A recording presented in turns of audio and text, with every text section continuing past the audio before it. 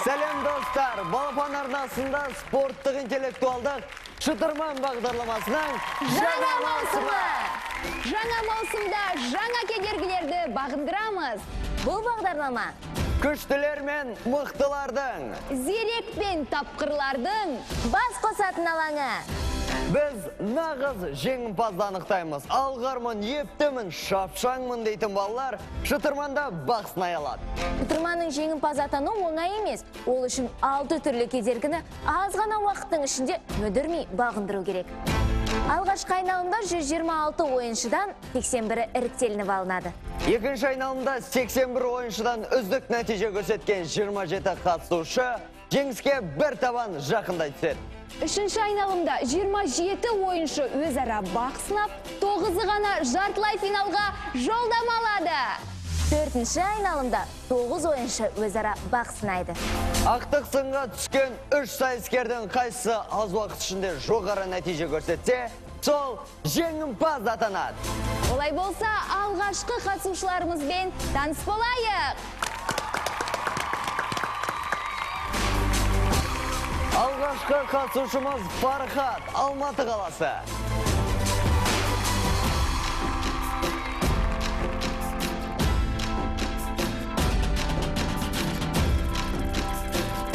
Және Түркістан қаласынан келіп тұрған Елнұр.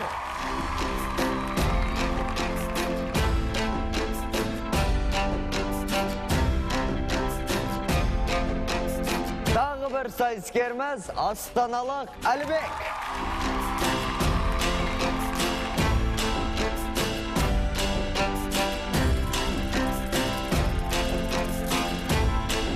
Ал ендеше алға Шытырманның қызығынан қалма! Бірінші кедергіміз жартас. Ойыншы 1,5 метрлік биіктікке тез өрмелеп қана қоймай, өзінің ептілігін көрсете білуі тиіс. Неғұрлым тез өрмелеп шықса, келесі кедергіні бағындыруға өтеді. Арнайы мамандар Елнұрға сақтық шараларын жасап болды. Елнұр, саған жанкер болып кім келді? Анам. Ой, бәрекелді, ендеше анаңа сәлем. Саған сәттілік тілеймін. Кеттік! Олимпиаданың тұғыр биігіне көтерілу үшін ең бірінші осы мектеп кезіндегі жарыстарда жеңімпаз атану керек. Ал Елнұр сол биікті бағындыру жолында міне жартас басына өрмелеп барады. Бұл шыңды бағындыру үшін белгіленген бағдар бойынша биікке шығу керек. Міне санаулы сәттің ішінде. Алға! Алға! Алға! Санаулы сәттің ішінде жартас биігіне жақындады. Енді оң қолдан бір құлаш қашықтықта межелі аймақ тұр. Соған аяқ басу керек. Барлық жанкүйерлермен қатар достар да дәл қазір Елнұрға Мәреге аз ғана қалды, қане? қолдау білдіріп отыр. Әне бәрекелді. Елнұр биікті бағындырды.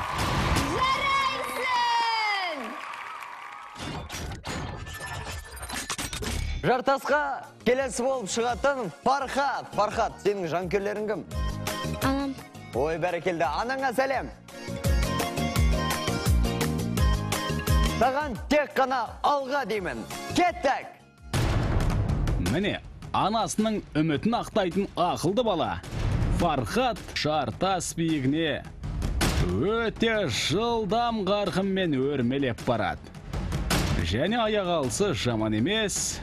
Барлық қауіпсіздік шаралары сақталған, осы жарыс жолында еш алаңдамастан биікке өрмелеу керек. Дәл қазір қажетті тұтқадан ұстаудың сәті келіп тұр.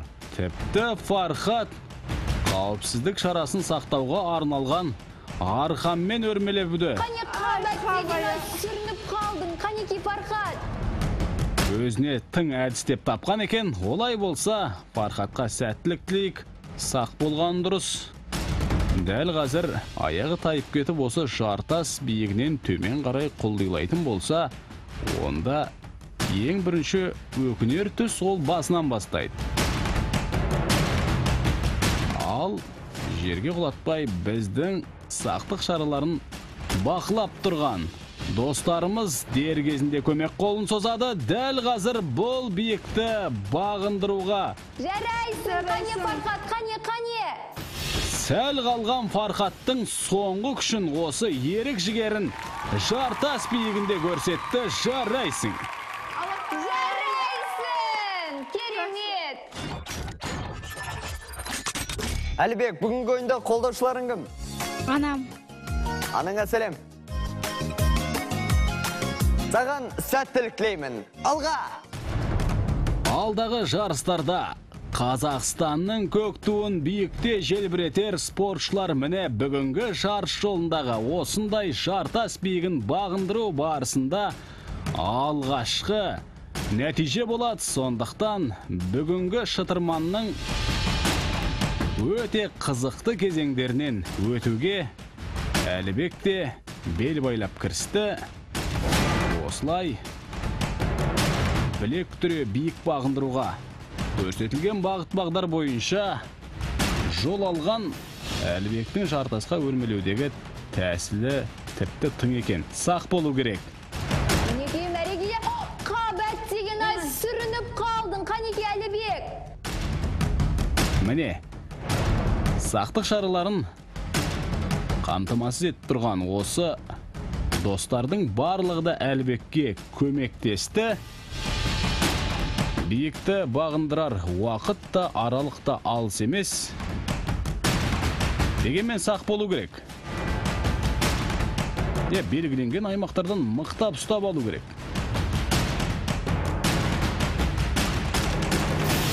Бір сәл ғана сәттілік керек.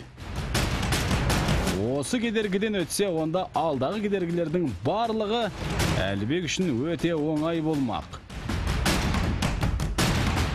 Жылдамдығымды қоса ғой, қанеки Әлібек, уақыт шектеулі. Уақытты шытырманның келесі кезеңдерінде өткен уақыттың барлығының орнын толтырады. Сондықтан дәл қазір арқаны кеңге салып, осы жартас биігінде өзге қатысушыларға сәл уақыт берді. Жарайсың. Керемет! Екінші кедергіміз аспалы көпір. Ойыншының мақсаты көпірдің соңына дейін құламай өту. Батыр жігіт жол бастайды деген дана халқымыз. Елнұр, сен де қазір батылдығыңды көрсетіп, аспал көпірден өте шық. Кеттік! Ал Елнұр аяқ алсы жаман емес. Қабат деген ай құлап кетті. Дегенмен ойынды жалғастырасың, қанеки? Міне бейне қайталау барысында Елнұр осы аспал көпірдің орта тұсында қателікке бой алдырған екен. Енді екінші мүмкіндікте бұл олқылықтың орнын толтырады. Біздің сенім сол, және осы сенімді Елнұр ақтау керек. Ақырын қане Қабат деген ай. Екінші ретте құлап кетті. Ер кезегі 3-ке дейін. Егер 3-ші кезеңде болмаса, онда 4-ке дейін. Ал өте жол жоқ. Тек осы аспалы көпірдің үстімен өту керек. Айналма жолда алда тұрған жоқ, сондықтан тепе-теңдікті сақтап, дәл осы асау толқынға төтеп берген Елнұр бұл кезеңді бағындырды. Бәрекелді. Алға! Ал бірденмен жүгіріп өттек болған Фархат. Алға, қағая. Құлап кетті, қанеки Фархат? Фархаттың шалыс басқан сәті. Тепе-теңдік сақтау керек. Аспалы көпір ол көшедегі асфальт емес, сондықтан бұл жерде тепе-теңдікпен қатар шеберлік керек. Міне, ауылдағы өзендегі көпір үстінен өтіп үйренген Фархат дәл қазір Кішкене қалды Фархат, неге құлап қалма. тамаша тәсілменен бұл кедергіні бағындырды. Жарайсың, не деген шеберлік.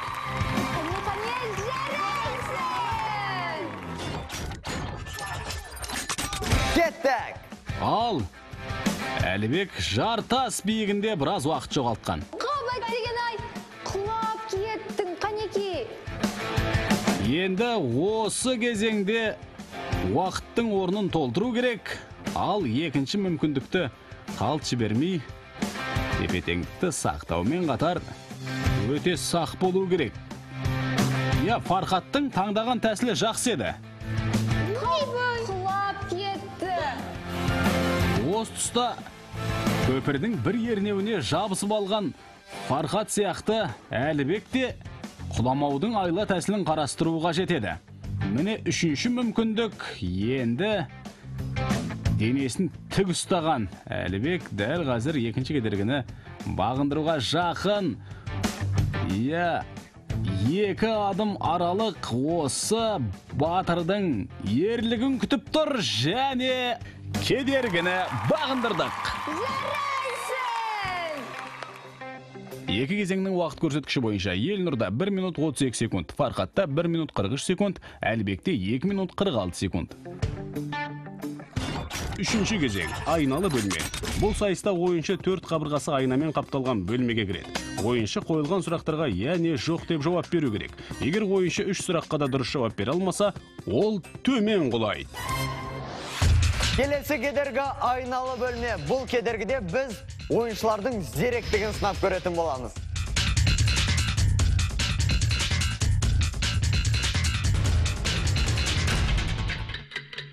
Дайынсың ба? Ендеше бірінші сұрақ. Ағаштан қағаз жасап шығаруға болады.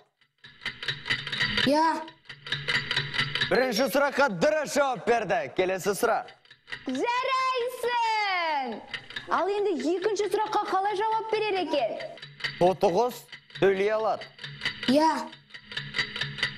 Бәрекелді, екінші сұраққа да дұрыс жауап берді. Соңғы сұрақ.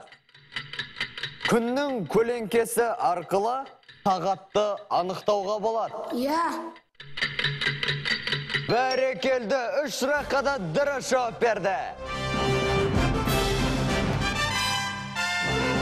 Ой, жарайсың, керемет нәтиже. Жанкерлер бөлмесіне сәлем. Елнұр қандай пәнді жақсы көреді? Математика пәнін өте жақсы көреді. Жарайсың, Елнұр! Фархат, ереже бойынша мен саған 3 сұрақ қоямын, оларға немесе жоқ деп жауап бересің. Сенің қателесуге 2 ғана мүмкіндігің бар. Егер де 2 рет дұрыс жауап бермесең, төмендегі батутқа құлайсың. Түсінікті ғой,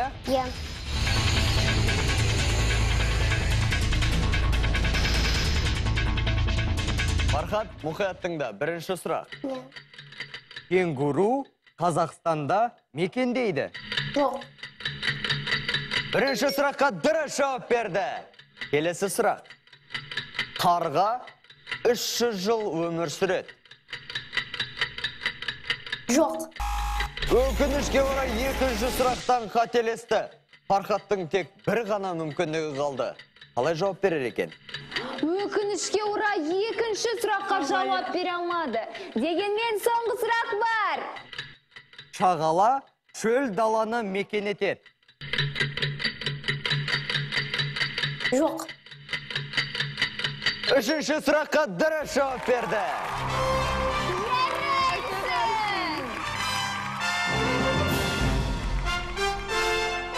Жарайсың, Фархат, сен 3 сұрақтың екеуіне дұрыс жауап бердің. Және де 2-ші сұрақтан қателестің. Ол сұрақтың жауабы иә болатын. Қарға 300 жыл өмір сүреді. Фархаттың сабақ іздерімі жақсы ма? Әрине, жақсы оқушылар қатарында. Жарайсың, Фархат! Айналы бөлменің айлалы сұрақтарына жауап беретін кезекті қатысушымыз Әлібек.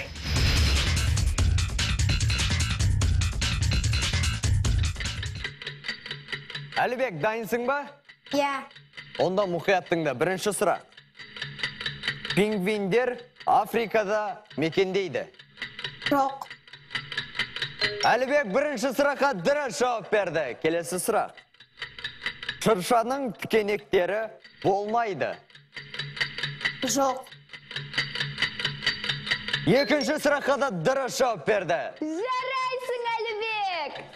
Тасбақа ең жүйрік жануар? Жоқ. Әлібек үшінші сұраққа да дұрыс жауап берді. Бәрекелді.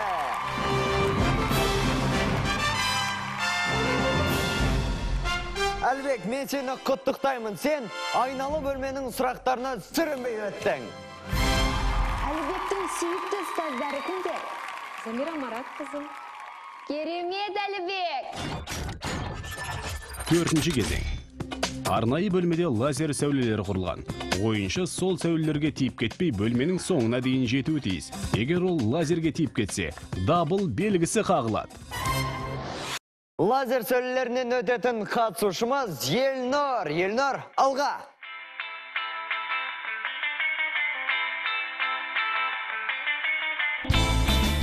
Ал Елнұр осы кезеңде де бір ерлік жасау керек. Дәл қазір өте жақсы көрсеткішпен лазер сәулелерінен өтіп келе жатыр. Қане, әбәттеген ай бір айып ұпайы бар. 10 секунд уақыт қосылады. Аяқ алысы жаман емес. Міне шеберлік деп осыны айт. Әрбір сәуледен өте тамаша өтіп келе жатыр дегенмен арасында бір-екі сәулеге тиіп кеткені болмаса, жалпы көрсеткіші жақсы. Бәрекелді. Жарайсың, Елнұр. Фархаттың аяқ алысы жаман емес, сайыстың соңына дейін дәл сол қарқынмен өтеді деген ойдамыз.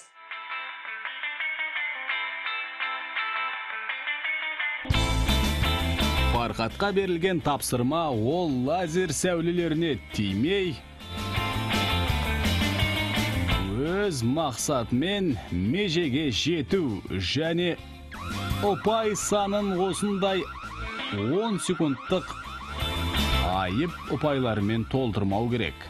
Қанекей екіншісіне де тиді. Дегенмен алға, Қанекей. Не деген әдемі әдіс.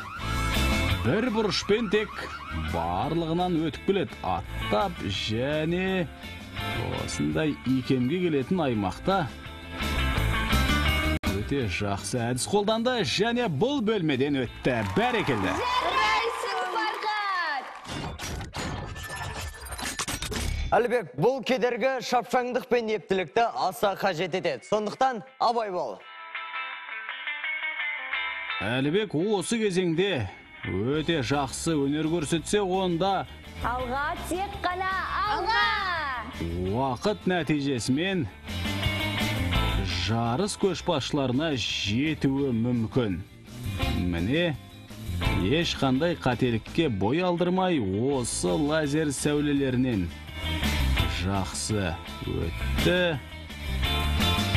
Бұл бөлменің, сәулелі бөлменің ортасына да жетті. Енді өзге өрмекшінің торындай Мәреге де аз қалды, Қане. арқандай керілген осы сәулелерге тимей өту керек. Жарайсың. Міне санаулы ғана сәулелер қалды және одан да Әлібек аттап өтті. Бәрекелді. Жарайсың. Төртінші кезеңнің уақыт көрсеткіші бойынша Елнұрда 2 минут 36 секунд, Фархатта 3 минут 4 секунд, Әлібекте 3 минут 29 секунд. Бесінші кезең. Бұл сайыста ойыншы сегвейге мініп, белгіленген бағыт бойынша жүріп, сызыққа ілініп тұрған тымақты қамшымен атып түсіруі тиіс. Елнұр, бұрын тымақ ату ойын ойнап көріп пе едің? Жоқ, кітаптан ғана оқығанмын. Ендеше осы мүмкіндігіңді мейлінше пайдалан. Лабиринттен адаспай өтіп, тымақты атып ал. Кеттік! Ал лабиринт бөлмесіне кірген Елнұр осы бір бұрылыста қателеспеу керек. Және Сигвейді жақсы Алға, қане Елнұр, қанеки? айдайтынын көріп отырмыз. Міне, осылай сырғанап келе жатқан Елнұр дәл қазір қателесті. Енді осы тұйыққа барып тіреледі. Қарап алу керек. Бәттеген-ай, басқа жолға түсіп кеттің, қане Елнұр, артқа қарай. Әлі де сол бұрылыстан жол табуды қалап тұрған Елнұр енді осы тұста Сигвей табаннан сырғып кетті. Дұрыс бұрылысты бетке алды, енді қолға қамшыны алып, осы кезеңге нүкте қою керек. Жарайсың, Елнұр! Ал енді тымақты атып жығалар мекенсің? Дәл қазір Сигвей мен межелі аймаққа жақындаған Елнұр қамшыны дәл бағыттап бұл кезеңді өтті. Жарайсың. 1, 2, 3, бастаймыз! Ал енді Фархаттың өнерін байқайық. Ал Сигвей сырғанап келе жатыр міне. Дегенмен табаннан шайып кетті. Бір бұрылыста тұрып қалды. Әрине, Сигвейді меңгеру оңай емес, дегенмен ол ойынды жалғастыруда. Фархаттың ерік жігері өте тамаша. Ал дұрыс бұрылысқа бағыт алған жоқ, сондықтан осындай тығырыққа тірелді. Дегенмен Басқа жолға түсіп кетті. Қанеки, артқа қарай жүре ғой.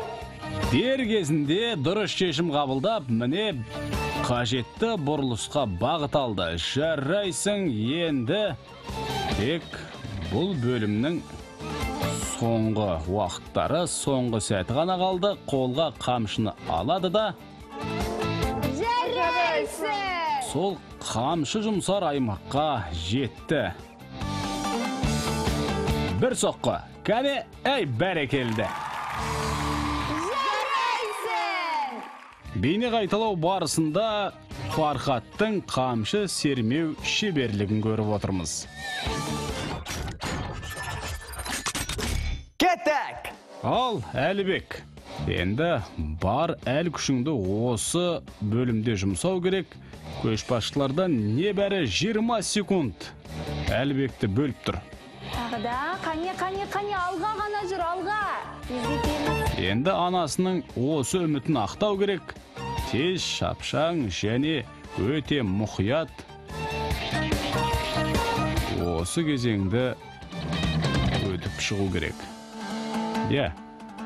Табанда түзу тұрмайтын Сигвей дегеннен ырқыңа көне қоймайды. Міне осы Сигвеймен сырғанап енді оңға бұрылып кету керек.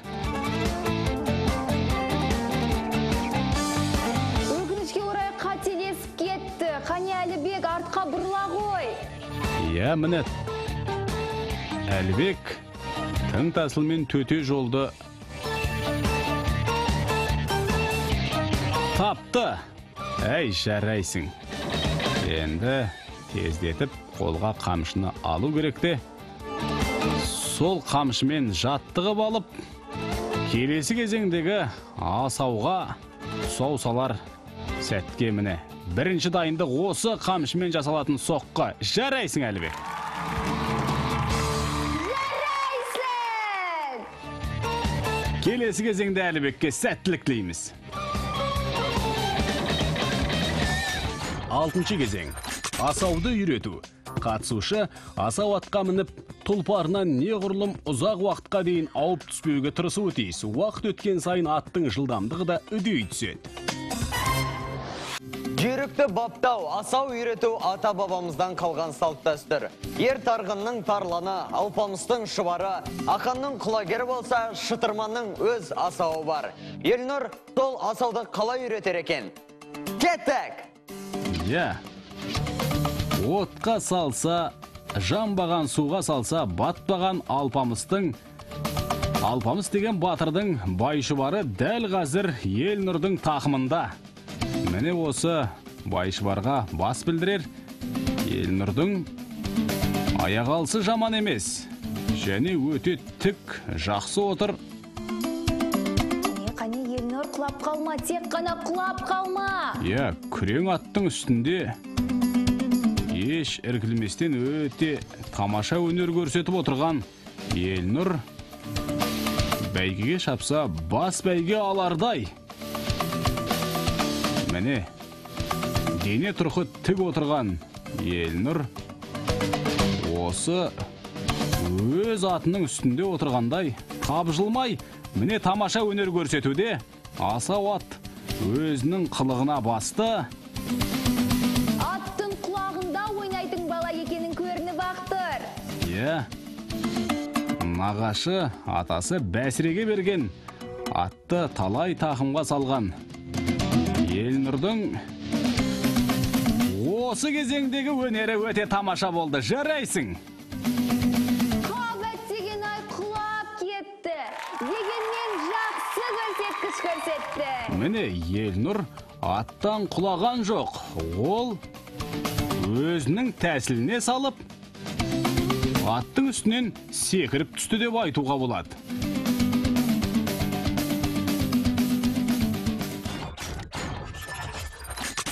Фархат, асауды үйрету оңай емес, бірақ сен барынша тырысып көр. Алға! Ал алыс жолда серік болар, осындай арғымақты тақымға басу үшін ең алдымен Қорқпа. асауға бас білдіру керек. Және Фархаттың әдіс айласы жақсы. Әне, енді уақыт ұзаған сайын тұлпар да тың қимылдарға барып үстіндегі батырды аударып түсірмекке айла жасайды. Міне жалына жабысқан Фархат уақыт көрсеткіші өте жақсы. Қанекей барынша осы тұлпардың үстінен түспеу керек. Жарайсың, жақсы көрсеткіш. Қане құлап қалма, тек қана құлап қалма. Қабат деген ай. Жақсы көрсеткіш көрсеттің, жарайсың. Фархаттың да ерекшелігі осы болды. Яғни бір бұрылыста аттан ырғып түсер сәтті өте жақсы пайдаланды. Ер жеткен балаларға ат жалын тартып мінді дейді екен дана халқымыз. Осы сөзді Әлібек Батыр қалай ақтар екен? Кеттік! Ата сөзді ақтауда Әлібек Батырдың аянып қалмасы анық. Осы бойда жайлауға шаба жөнелер жылқыны тақымына қысқан Әлібек міне тапжылмай отыр. Жарайсың. Өзінің осы шытырмандағы өзге достарын қуып жету үшін барынша ұзақ отыру керек. Тағы да ұзағырақ отыр, Әлібек. Қане, шыргөбелек айналған шын тұлпардың үстінде Әлібек отыр. Әлібектің әдіс айласы да жақсы. Керемет көрсеткіш, Әлібек. Міне енді ерке қылыққа басатын ер қанатының асау мінезіне төтеп бере алмады. Қабат деген ай құлап кетті. Дегенмен жақсы көрсеткіш. Я, расында да Әлібектің көрсеткіші өте тамаша. Асауды бағындыру оңай шаруа емес. Шытырманның барлық қатысушыларына сәттілік тілейміз. Бүгінгі сайыс осымен аяқталды. Олай болса, бүгінгі қатысушыларымыздың ойын нәтижелерін жариялайық. Әлібектің уақыт көрсеткіші 4 минут 16 секунд. Ал Елнұрдың уақыт көрсеткіші 4 минут 13 секунд. Ал Фархат болса шытырманның кедергілерінен 3 минут 50 секундта өтті. Бүгінгі күннің жеңімпазы Фархатты құттықтаймыз. Достар, естерінде болсын, ең жақсы нәтиже көрсеткен 81 ойыншы келесі айналымға өтеді. Осымен сайыс аяқталды. Келесі көріскенше, Шытырманның қызығын бөліскенше!